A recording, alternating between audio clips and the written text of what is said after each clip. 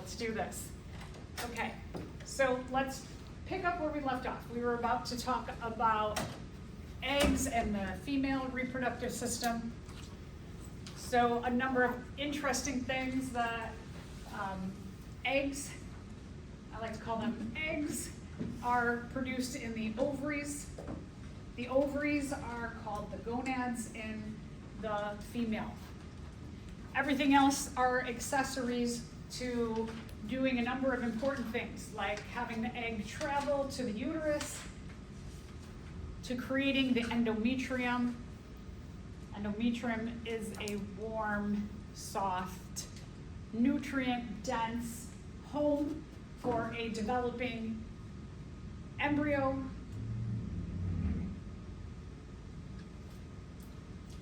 Also helping the sperm to get to the egg. So we'll talk about all these other accessories as well. This is an amazing picture. This is what ovulation really looks like. So let me go forward 1 second. Now come back to this. Here's the ovary. Here's the fallopian tube that leads into the uterus. The ovary and the fallopian tube, there's not a hole in the ovary or a tube-to-tube connection. What it is like is, if this is the fallopian tube, you can see it almost looks like a little hand holding the ovary, that these little finger-like looking extensions here, which are called fimbriae, there's a little bit of space between, like a little tiny bit of space between the ovary and the fallopian tube, and those fimbriae, when ovulation occurs, the fimbriae are going to go like this and make sure that the egg sweeps into the fallopian tube. So this picture here is showing you that there's a little bit of space between the ovary and the fimbriae, kind of like this, like around there. The egg actually bursts through the wall of the ovary every month. So during ovulation, some females may experience, and ovulation happens usually alternately between one ovary and the other ovary every other month. They go back and forth. And sometimes during ovulation, a female may experience a little bit of pain on one side, and that pain is the bursting of the wall of the ovary. The other thing is that it could be just like some twinging, almost feels like someone's doing this inside of a female, and that it feels like just something weird thing. Some twinging, some like flicking in there. Could vary between that little like, or some vibration, to pain during ovulation. So again, let's go back to this illustration. You will have on your practical, you will have a model of the urogenital system of the female as well as the male. You may also have an illustration like this on your exam. I will tell you this exam is illustration heavy. So make sure any illustration that I have stuck in your notes that you are going through and you are understanding, if it's labeled, you know the labeling. Like for example, with the urinary system, I told you there were 2 illustrations. Maybe that illustration will show up on the exam and I'll ask questions about it. If I don't specifically say, do not memorize this illustration, just understand it. This one, for example, you need to know the labeling. We're reinforcing the labeling here with the practical as well. So those two are married together, they're coming together so that the practical helps you with the exam and vice versa. So here, let's take a look at what is labeled. You've got the ovary that leads to the fallopian tube, the ends of the fallopian tube, and inside of the fallopian tube there are those fimbriae, which are going to help sweep an egg down into the uterus. Now, one of the things that this illustration doesn't show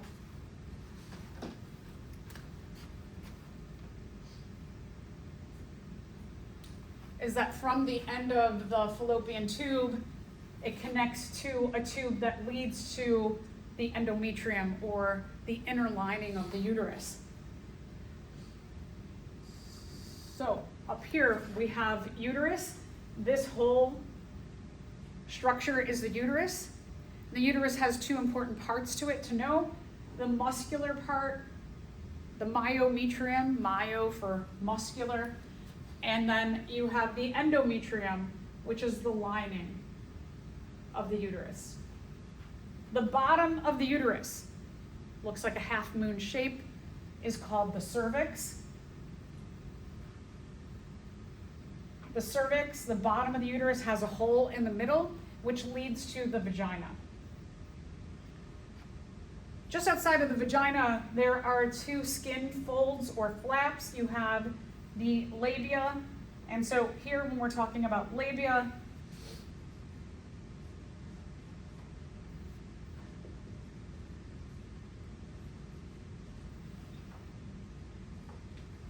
you have the labia minor and the labia major. Sometimes they're called minora or majora. There's also a dense bundle of nerves here, the clitoris.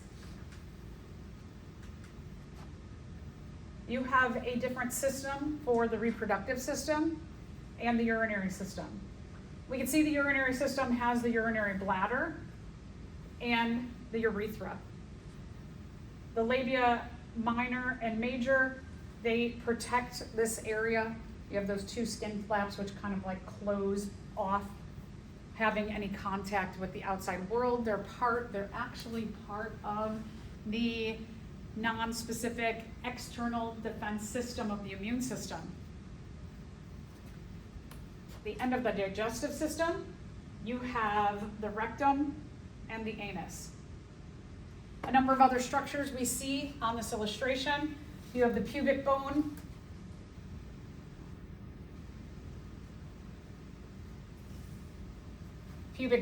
or pubic symphysis. And then back here,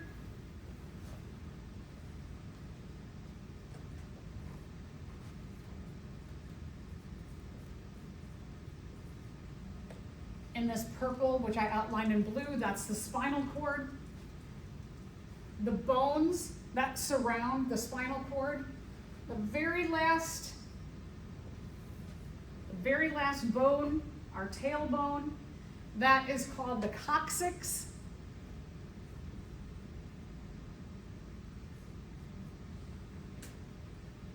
And the whole set of bones are called the sacrum.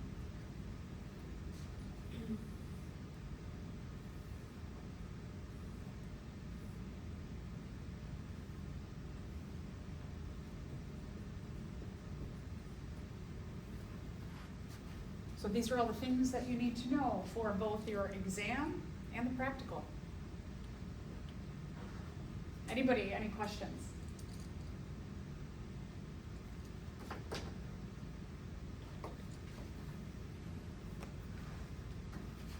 So let's talk a little bit about these further then.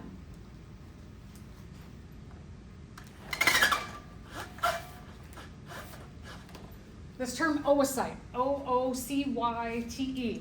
it's pronounced, the two O's are O-A, oocyte production. Oocyte is the technical name for what we most often refer to as eggs. Technically, until an oocyte is fertilized, then it is called an egg.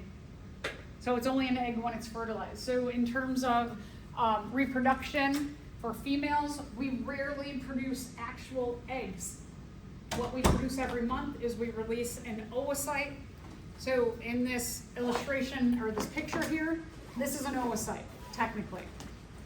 That what's inside of the ovary are oocytes. If this is fertilized, then it becomes the egg.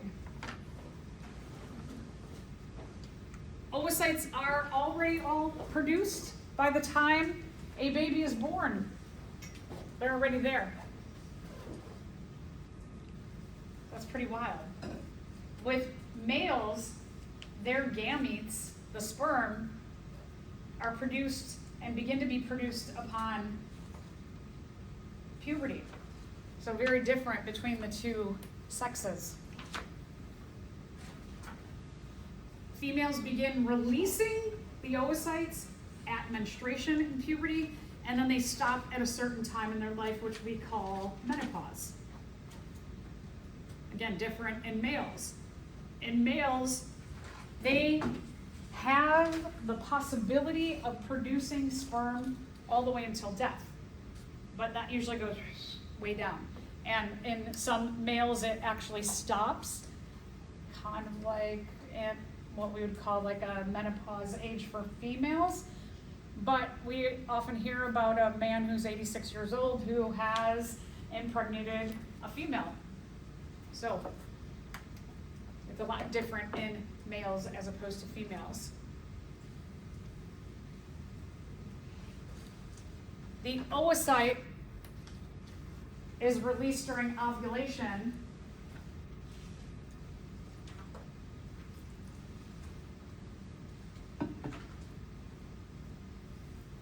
And this term, follicle, we'll take a look at that term in just a second. We'll talk about what does that mean.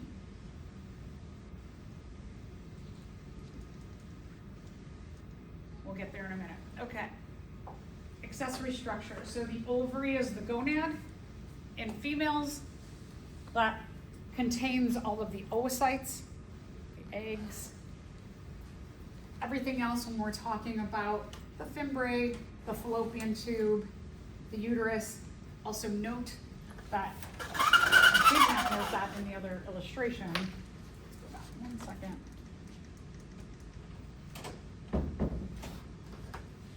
So here,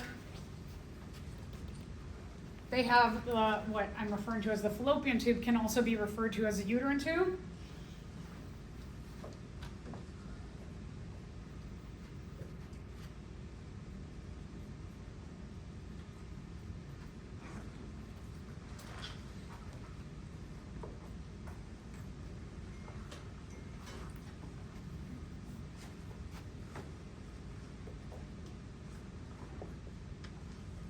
You may see a variety of names. You can, on the practical, use any of these 4 names.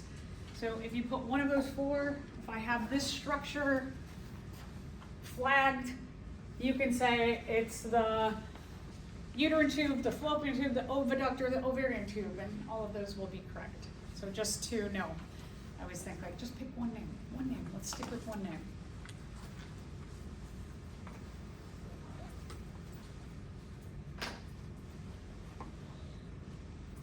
So that tube is another accessory to this whole system. So beyond the ovary, the fimbriae, the fallopian tube, the uterus, the endometrium, the myometrium, the cervix, and the vagina, these are all accessories to the gonad producing those oocytes.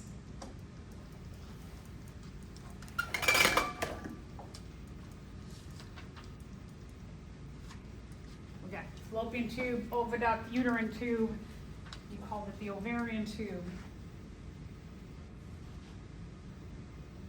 Any of those would be acceptable.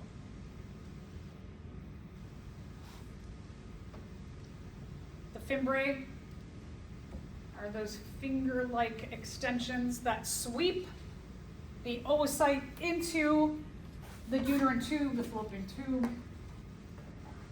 The fimbriae, you can see them here, but the fimbriae are also inside of the fallopian tube. So when the oocyte, if this is the ovary, and these are the fimbriae, inside of here, there's also fimbriae that help to keep sweeping the oocyte down into the uterus and into the endometrium. So here, they look like they're very, very close. Got a couple of, this one exaggerates that the two are not connected, but they're not that far away. They're more like this close. There's a little space in there. The thing I like about this illustration here, that it shows you that from the fallopian tube, there's a tube that leads to the endometrium. When you have that side view, those illustrations don't show this connection here of this tube passage. So the fimbriae are going to bring and sweep the oocyte into the endometrium of the uterus.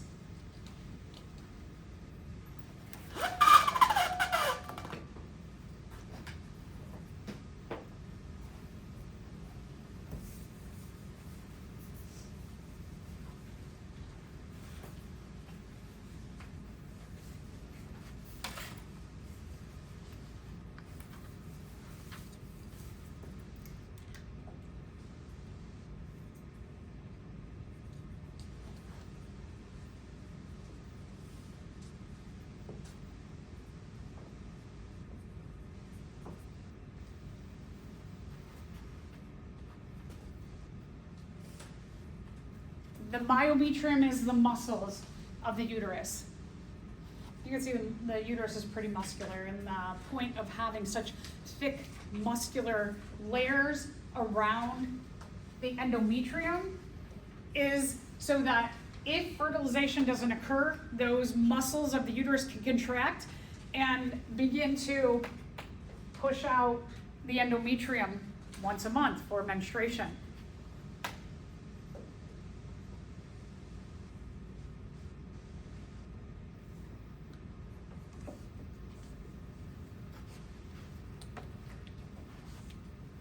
Endometrium there, there, there.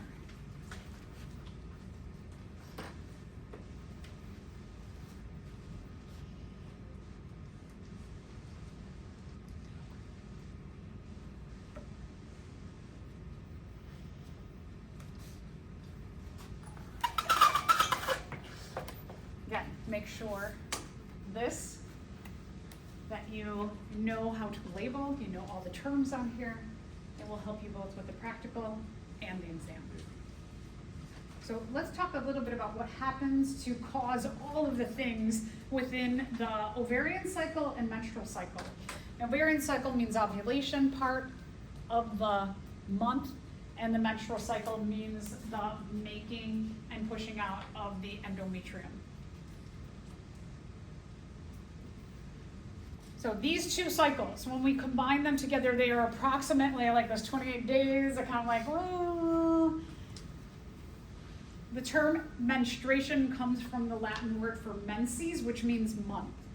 And so a month, right, just like on our calendar, a month can be 27 days, 28 days, 29 days, 30, well, not 29, we don't do 29, right? 30, 31 days. So we have a little wiggle room in there. And what is true for females is that the menstrual / ovarian cycle, that month, can vary. The month can vary from month to month, depending on what's going on with you. Could be that some females may have the exact same number all the time, no matter what, no matter how much stress or if they're sick, no matter what, always just on this specific timeline. But that is definitely not true for most females. That can vary depending on if you're really stressed out.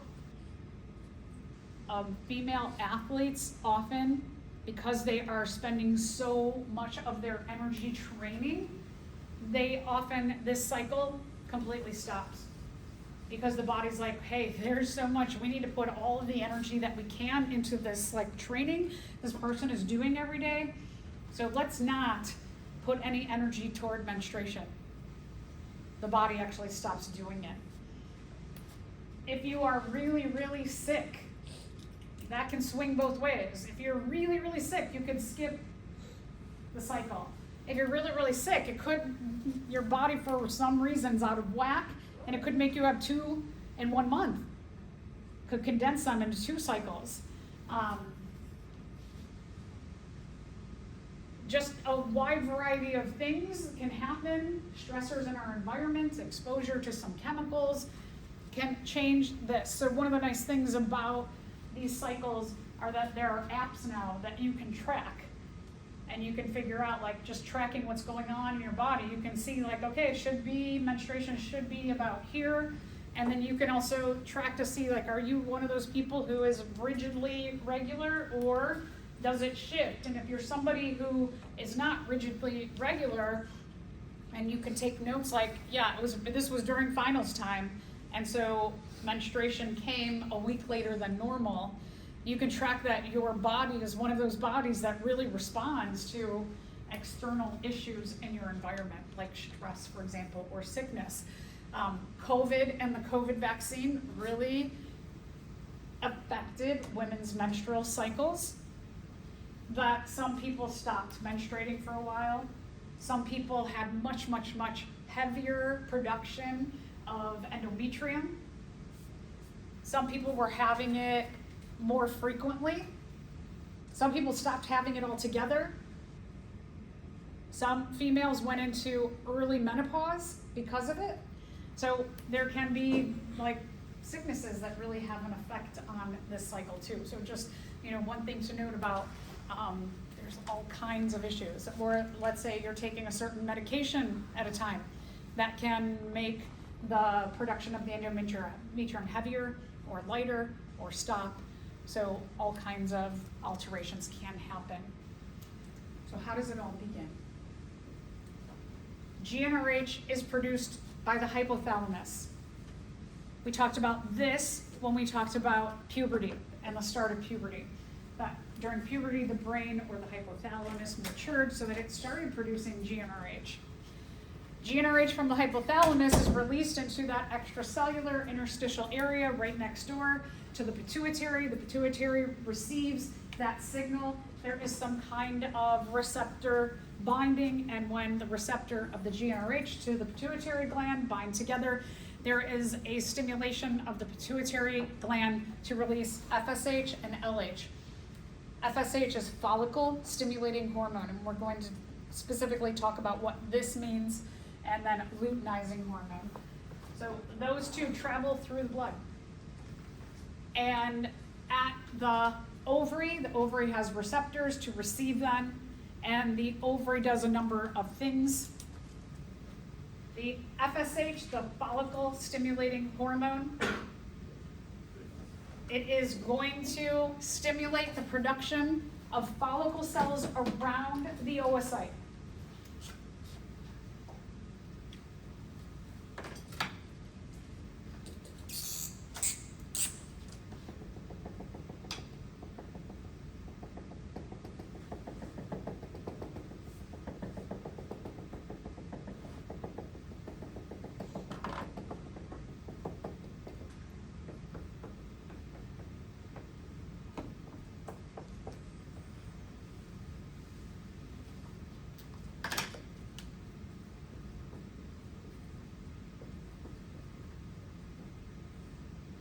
So you have two things that, if you remember about lab 32, I went through that illustration, and you had the oocyte nucleus that contains 23 chromosomes, and then all these other dotty things were the follicle cells. And in here, what looks like it's blank is actually liquid called follicular liquid. It is filled with lots of nutrients and enzymes and all things that could help to nourish the developing oocyte and the follicle cells, as well as if fertilization occurs.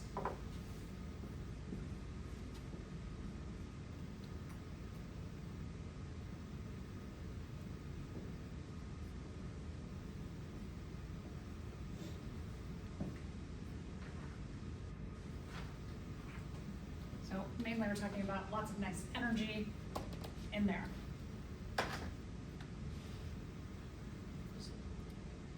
These follicle cells here? Yeah. So what if a female got the PCOS, which is the Polycystic ovarian syndrome? How does it affect this procedure? So polycystic ovarian syndrome, let me see where that illustration is. Or we can just go back to.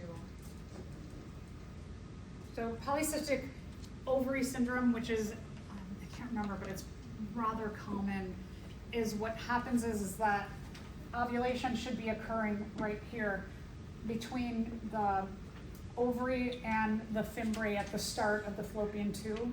And what can happen is that instead of ovulation happening here, ovulation can happen on other parts of the ovary. So that ovulation, the ovulated cells are going into parts that are not going to end up to the inside of the endometrium. The development of this estrogen and even progesterone can affect hormone levels, which can lead to all kinds of issues with fertility, for example, is the main one. Other things that there's a lot of other side effects of PCOS, which can be unexplained weight gain, which is very frustrating, hormonal surges, and again, the big one is fertility, and there's a lot of other issues that PCOS can bring as well. So good question.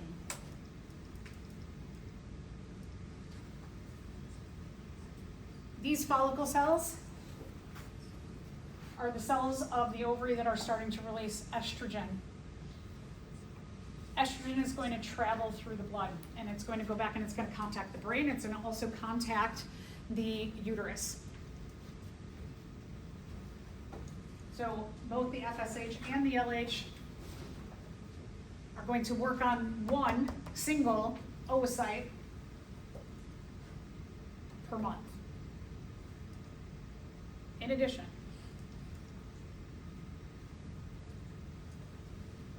the estrogen that is produced by the follicle cells is going to say to the uterus, start making a bunch of endometrium. In case next week there's fertilization and there is a fertilized embryo, so that the lining of the uterus, the endometrium, what that really means is that it's a bunch of blood vessels, glands, a lot of nutrients, a thick, nice, warm, safe home. So all of those things, that's the point of the endometrium, is to receive a fertilized egg and to take care of it until the placenta can be made, which we'll talk about on Thursday, that when the placenta is made, you have this blood-to-blood connection between the mother and the developing embryo. But until then, the endometrium, it's got to nourish and take care of essentially the embryo that is developing. The estrogen travels through the blood, also goes to the brain, and it tells the hypothalamus, produce some more GnRH. So GnRH from the hypothalamus stimulates the pituitary to release LH and FH, LH and FSH. The LH and FSH goes to the uterus, and around one oocyte nucleus, it's saying, hey, let's make a whole bunch more follicle cells. And the development of these follicle cells makes estrogen. The estrogen travels back, well, the estrogen once contacts the uterus and it says make endometrium, but then it also travels through the blood back to the brain, and it tells the brain, make more GnRH. So, feedback loops. It's a positive feedback loop or a negative feedback loop. Yeah, positive, very good. So positive because GnRH from the hypothalamus stimulates FSH and LH from the pituitary, stimulates the ovary to produce follicle cells. The follicle cells produce estrogen, tell the uterus produce endometrium, travels through the blood, back to the brain and says, hey, you at the start, hypothalamus who produced GnRH, let's go again. So the cycle goes through again. And the last one tells the first one, go again. Positive feedback. The GnRH promotes a surge of LH especially, and also more FSH at around the 14th day, so about 2 weeks from the start. This big surge in LH is going to stimulate in the ovary for this to ovulate. So it's going to cause ovulation to occur. Ovulation not only just has the releasing of that oocyte with all those follicle cells to be released from the ovary, but also stimulates the first round of meiosis.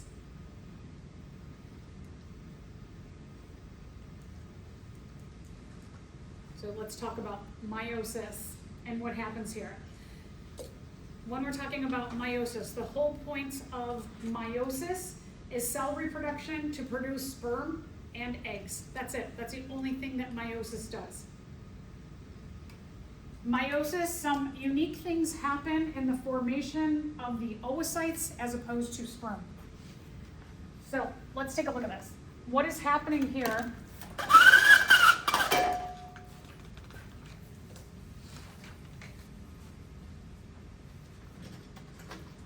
You have this first cell called the oligonium.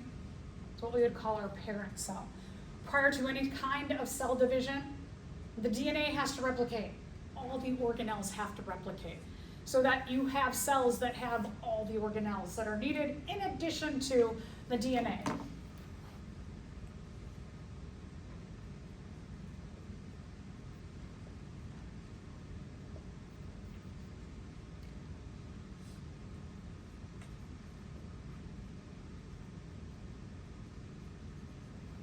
So we're talking in the context of humans. So let's look at our human chromosome numbers.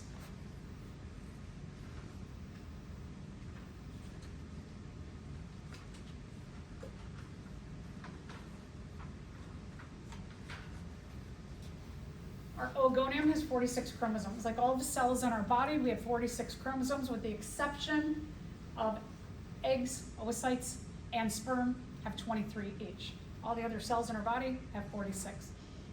This parent cell, the oligonium, has 46 chromosomes. The DNA replicates, so you get 46 chromosomes times 2.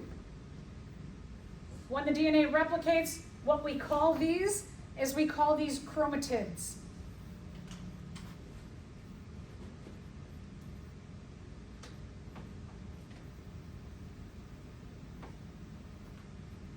A chromatid is a replicated and connected chromosome.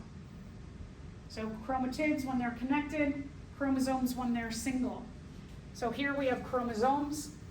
These are chromatids. It's a chromosome with its replicated sister chromatid. So 2, 4, 6, 8 chromatids where we have 1, 2, 3, 4 chromosomes here.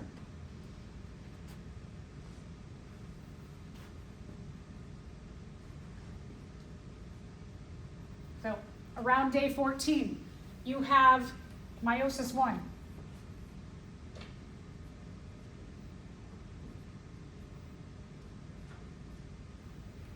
So around day 14, you have meiosis 1 occurs.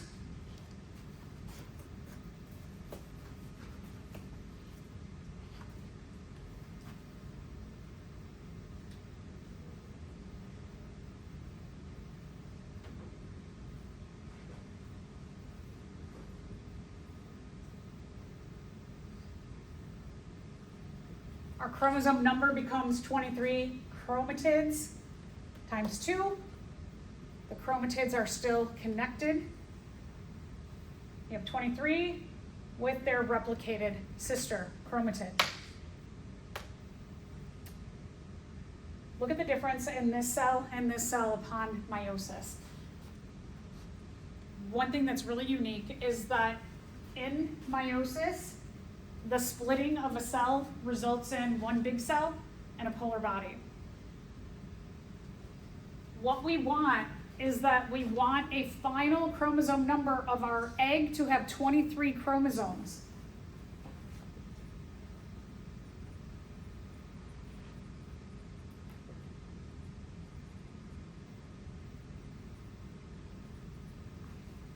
The thing about DNA in our cells is that not having enough chromosomes, I think clearly we can all agree that if you're missing a chromosome, you're missing the ability to make traits, behaviors, internal physiology, all those instructions that that missing chromosome would have.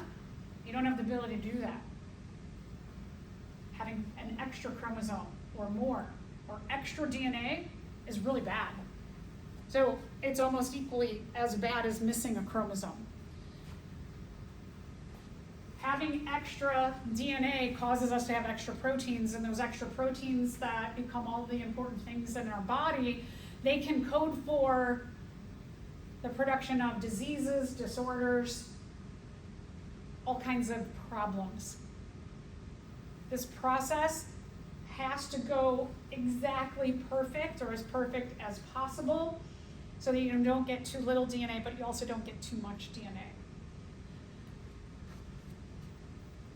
So here, the strategy in making eventually the egg, the secondary oocyte, and then the egg, is so that you can have a full set of organelles and have the right amount of DNA. The sperm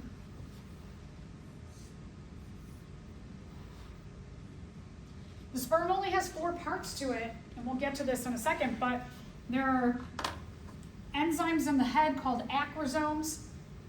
There's the nucleus, the DNA. There's what's called a midpiece that has a whole bunch of mitochondria. The mitochondria process sugars in the ejaculate to fuel the tail to help them swim. They don't have all of the organelles to make a full cell. The job of the sperm, all of these 4 parts, are to get this nucleus here so that it stimulates the production of the egg. The sperm cannot make a full egg on its own. It doesn't have all the stuff, the sperm cannot make a full cell on its own. It doesn't have all the organelles. You need all the organelles for that one cell to divide. So, in meiosis 1, you have a division of the DNA so that we cut down on the DNA so that we eventually get the right amount of DNA. You get a set of organelles in each, and then this secondary oocyte, it takes all the cytoplasm from the polar body, the other split of the cell. So it takes all the cytoplasm, as much cytoplasm as possible, where there's tons of nutrients and enzymes. So and it becomes a really large cell in comparison to the polar body. So kind of interesting that it's like, I'm gonna, one selfish one, to make sure that they get all the good stuff for the egg. With sperm, they divide into 4 equal-sized final cells. So very different here. Now, this polar body is very small. It contains a set of organelles and a set of DNA. It doesn't have much space. One of the things about cell division is we need a lot of space so that the DNA can divide appropriately, so that you get not only 23 chromosomes in this final cell, but you get the right 23 chromosomes. That you get one number 1, one number 2, one number 3, one number 4, all the way down to the last set of chromosomes. And in females, it would be an X or an X chromosome, and in males, it would be an X or a Y chromosome. So you can't just like pick any 23 and be like, yeah, let's put 23 here and 23 here. You have to make sure it's 1s, 2s, 3s, 4s, 5, 6. So this has to have a lot of space to orchestrate perfectly the right amount of DNA and the right chromosomes of that DNA. Now, this polar body, depending on the textbook that you look at, the polar body, I do not hypothetically believe that this could go on and divide into 2 more polar bodies because there's just not space for the division of the DNA. So I don't think this can happen. There's no motivation also for that to happen.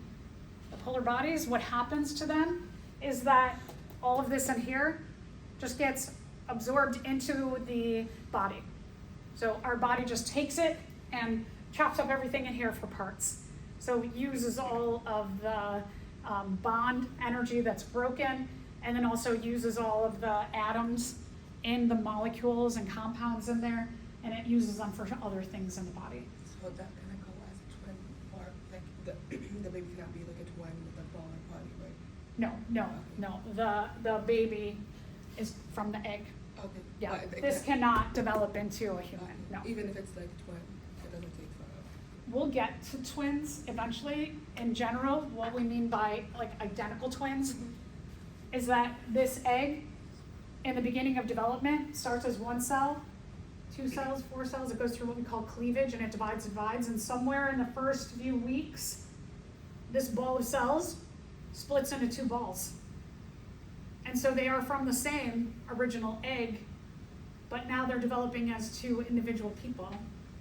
And that can be influenced, they believe, by genetics, because you do often see like twins happen in families, that there's got to be some kind of genetic factor in there that causes this split of the developing ball of cells in that first few weeks. Sometimes it can be influenced by environmental stuff, and they don't have an actual reason for why it happens. But we'll get to more of that too, yeah. Okay, so pretty cool, right, evolutionarily, that this is all programmed into the process of this oocyte for meiosis to go in this way, so that we end up getting 1 set of chromosomes, the right set of chromosomes, and we get a lot of nutrients that you have kind of like what I like to call the selfish egg. That's like, I'm taking all the good stuff because I'm gonna have the responsibility of once the sperm drops off the DNA, I have to have the responsibility to take the DNA of the sperm and the egg and put them together to combine the nucleus to make 46 chromosomes, and then I have to take that 1 cell and divide it into 2, and those 2 cells into 4, and those 4 cells into 8, and do that exponential growth. Anybody any questions? Yeah, cool. So this is about day 14 that this happens. This is still called an oocyte. The only way meiosis II happens is if a sperm fertilizes the secondary oocyte. So if a sperm, and what we're going to find out is that that these follicle cells mature, they become a layer, and then that layer matures into 2 more layers, and that if there are millions of sperm bombarding these new developing layers, if 1 sperm gets into that outer layer, it makes this outer layer basically solidify and prevents, well, once the sperm gets into, I should say, this layer, once the sperm gets into that layer, this layer is stimulated to solidify so that it blocks out every other sperm from getting into the nucleus, so that only 1 sperm nucleus gets in here to join with the oocyte nucleus. So once a sperm gets into here, then this process is stimulated to begin. So meiosis II only happens if a sperm fertilizes.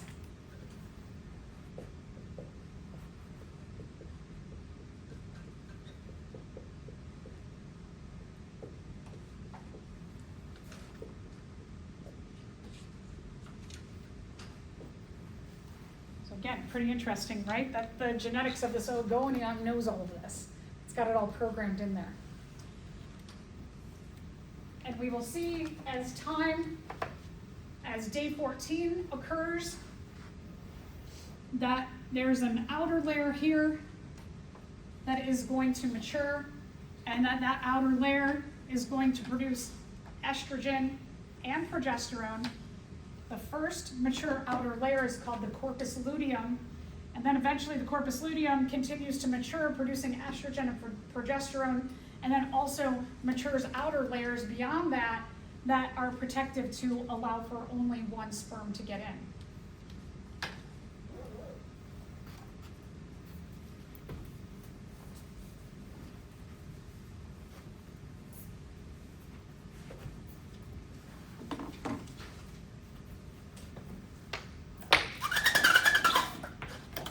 So back to our timeline. Day 0.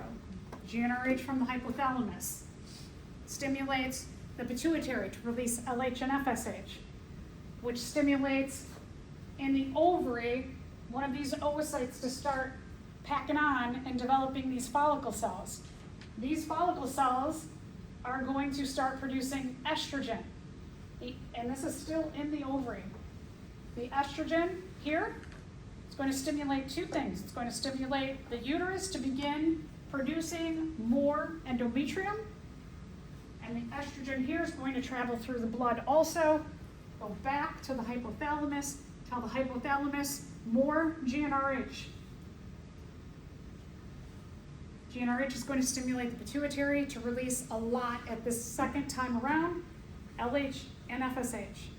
The LH and FSH are going to stimulate this meiosis 1 to happen.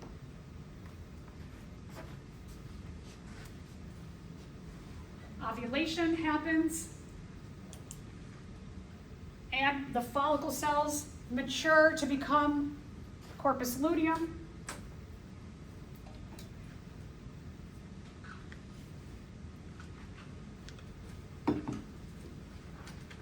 The corpus luteum produces more estrogen, but also is going to produce a new second hormone, progesterone.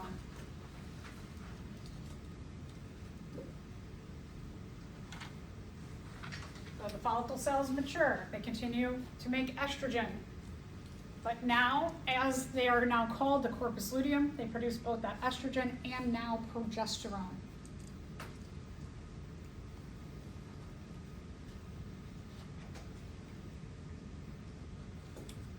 The estrogen and the progesterone are going to do two things. They're going to go and travel through the blood to the uterus, and they're going to say, hey, uterus, more endometrium. And then they're going to travel to the brain. And they're going to tell the hypothalamus, no more GnRH. So a couple things happening. The estrogen and the progesterone go back to the first one and say, stop, no more. We're good.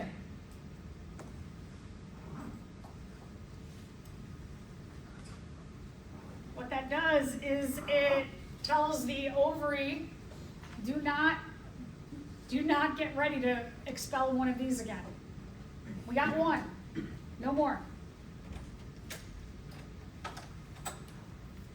The progesterone is going to only allow for one oocyte to be released per month.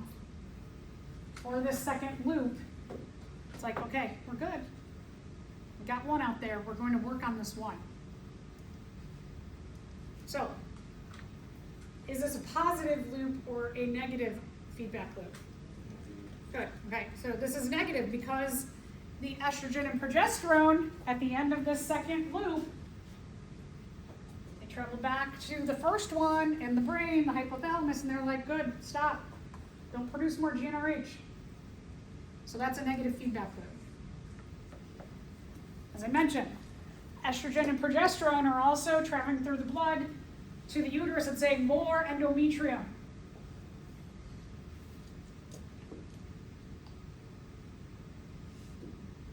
In ovulation, this is the ovary, and this is the fallopian tube and the fimbriae. In ovulation, where you have a window about here in the fallopian tube where the corpus luteum is intact and developing. In this window, in the fallopian tube, this is generally, if fertilization does not occur up here, in just like 2, 3, maybe 4 days, the corpus luteum is like, all right, if no sperm comes and contacts me, I'm going to start to disintegrate. So you've only got this little window up here. Fertilization occurs in the fallopian tube.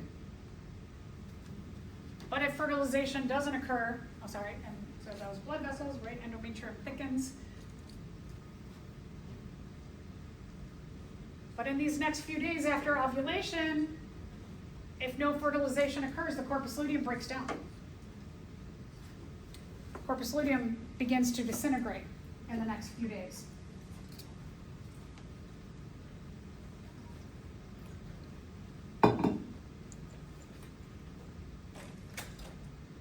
Corpus luteum, remember, is producing estrogen and progesterone. if the corpus luteum begins to disintegrate with no fertilization, estrogen levels and progesterone levels start to come down.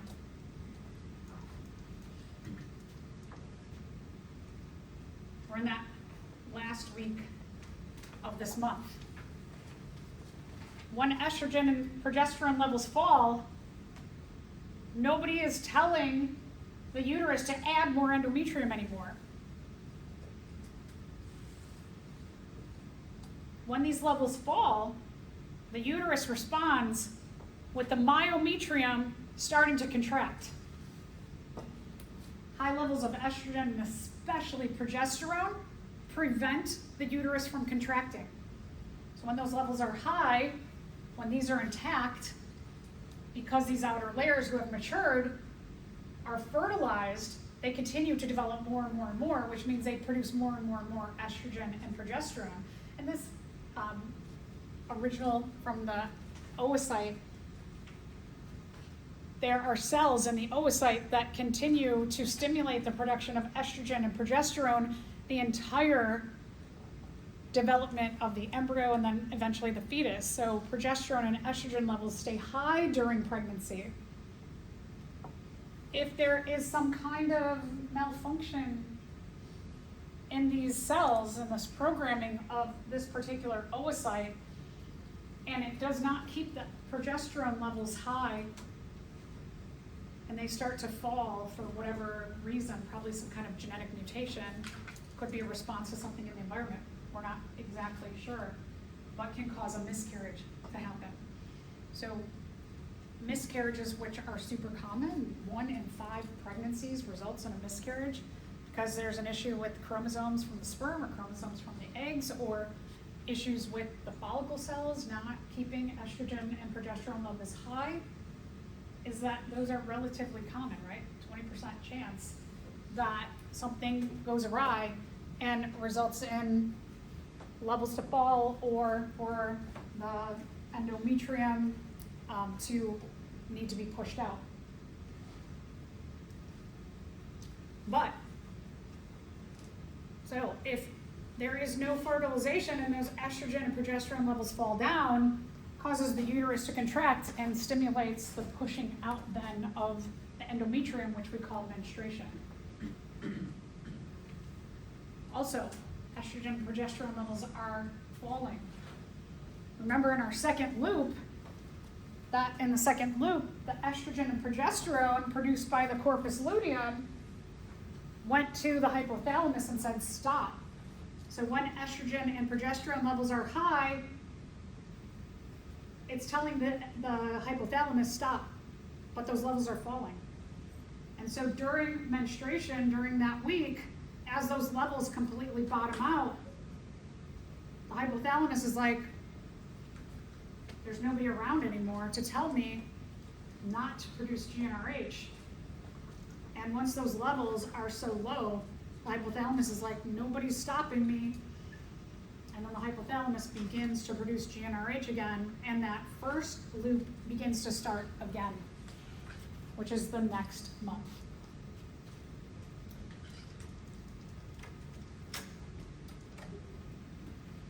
So that all took a month, and the cycle restarts.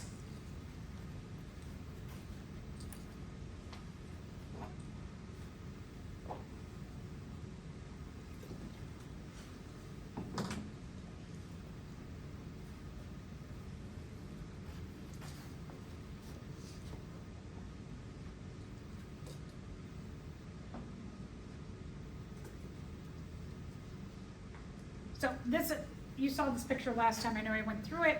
Again, what I drew on the board here, we're looking at the nucleus, the oocyte, the follicle cells, and the follicular liquid.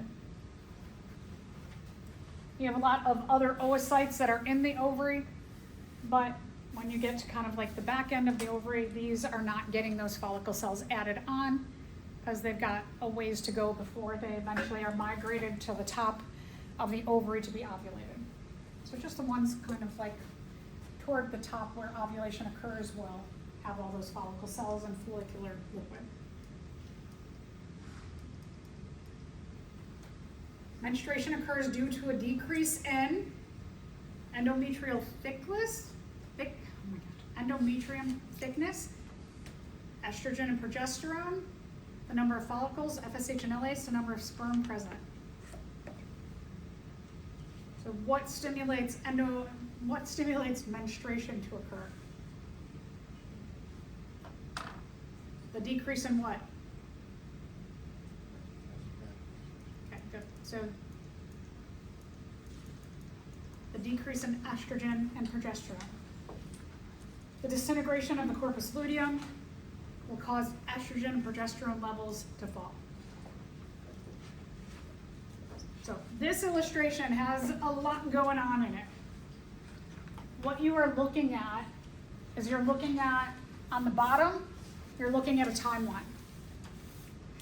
So let's say textbook, perfect 28 days ovarian and menstrual cycle when menstruation is about to occur. For females, you go to the doctor. Anytime you have a doctor visit, go to the ER, wherever, the medical practitioner will say to you, they'll ask you a bunch of questions, and one of the questions they ask, when was the first day of your last menstrual cycle? That's day 0. So levels of estrogen and progesterone are low. When they're low, this is going to get pushed out. It takes about a week. We started about here. The follicle cells, you can see in this illustration, tracks what's happening with these cells around the oocyte throughout the entire process. You can see the levels of estrogen and progesterone. So you're reading this up and down, and you're seeing what simultaneously is happening here. I like to read it by weeks. So in the 0 to 7 days, 7 to 14 days, 14 to 21, 28. So you're reading upward. So this is kind of a nice way to study. If this works for you, it's kind of a nice way to walk through and be like, these levels are low. It's causing this to be pushed out because the corpus luteum has been broken down. You can see FSH and LH are low then, and GnRH in that after menstruation is starting to creep up. So just a lot of things you can see simultaneously. All right, so effective pregnancy, or the fertilization of the oocyte to become an egg, keeps estrogen and progesterone levels high, prevents the cycle from starting again. Because the hypothalamus, when estrogen and progesterone are high, the hypothalamus is like, oh, no, I can't produce GnRH, because those two tell me no. So let's go back to what we talked about last week. When you have a fertilized egg and it splits into 2, and then 4, and then 8, I mentioned pregnancy tests. The pregnancy test is testing for a specific hormone that is being made by the embryo. What was that? Good. CG. Also, you have estrogen, progesterone, and now you have, with every splitting of the cells, CG. So you've got 3 things that are telling now the hypothalamus, do not produce any more GnRH. So this is just an additional hormone to ensure that the CG also is going to prevent corpus luteum from breaking down, also is going to say to the hypothalamus, do not produce GnRH.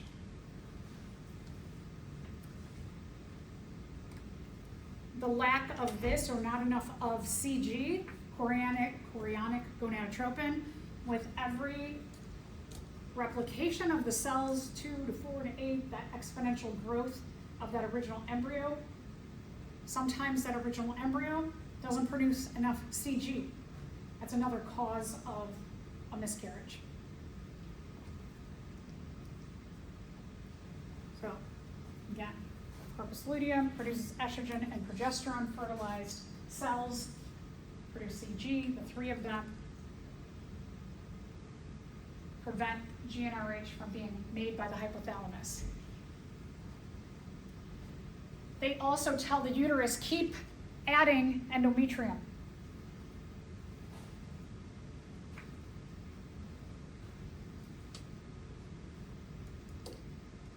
So let's get to the other part of fertilization, sperm. Sperm are produced in the male gonads, the testes. Everything else is an accessory to just getting the sperm to the egg, putting a whole bunch of fluids in what we call the ejaculate. And those fluids are going to give energy and nutrients to the sperm as they have to swim to the oocyte and do fertilization. The vagina, part of the non-specific internal defenses of the immune system, is very acidic to prevent bacteria. And we'll talk about, we won't get to it today, but you'll explore diseases today in lab to prevent diseases from getting into the reproductive tract. So there's a lot of things that the sperm has to face, and everything else in the male reproductive system, aside from the testes, just helps them. There's also a part, the epididymis, which is going to help the sperm go from being just a nucleus to having acrosomes and a midpiece and a tail to mature.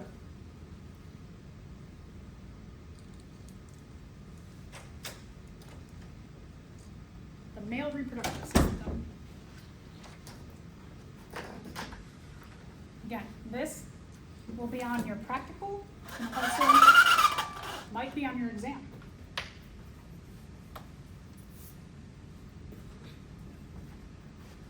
Testes is where the sperm are produced. This is what we call spermatids.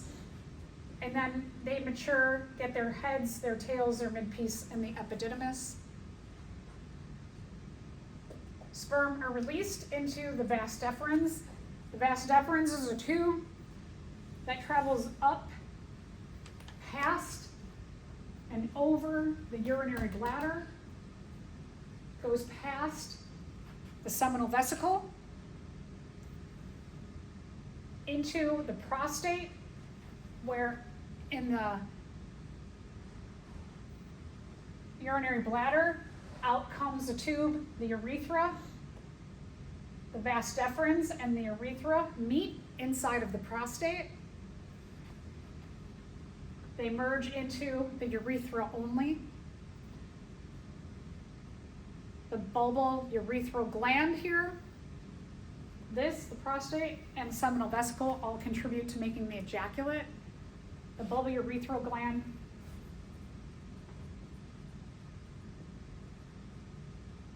is also called the Copper's gland. Oh, I don't think there's a apostrophe. Copper's gland.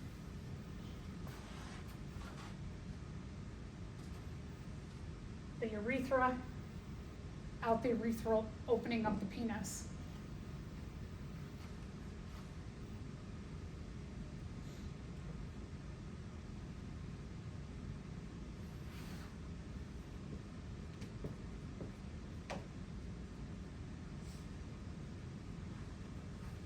The corpus cavernosum are cells within the penis. How long does it take to produce a full grown sperm? I don't know. I'm not sure.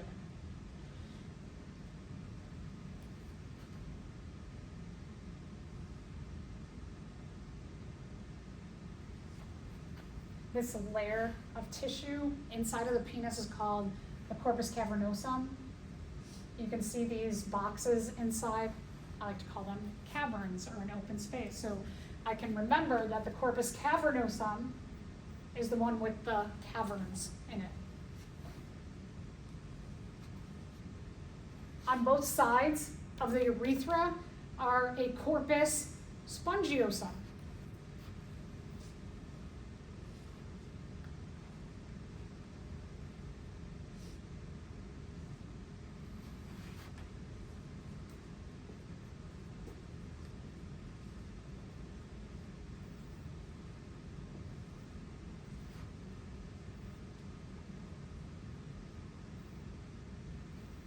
the tissue on both sides of the urethra look sponge-like, spongiosum. They both start with corpus, the cells within the penis, but you have the corpus cavernosum structure and the corpus spongiosum. The pubic bone, again,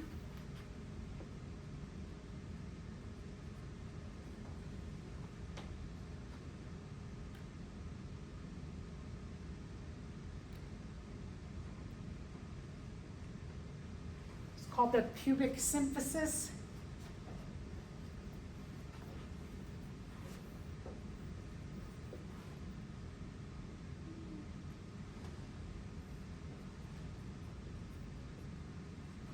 Anus, the end of the rectum. The last tail bone is called the coccyx.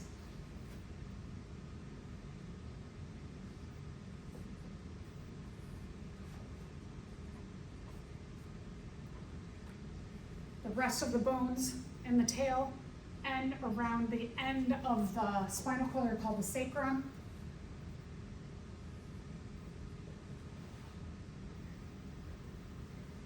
Which the sacrum go around the spinal cord.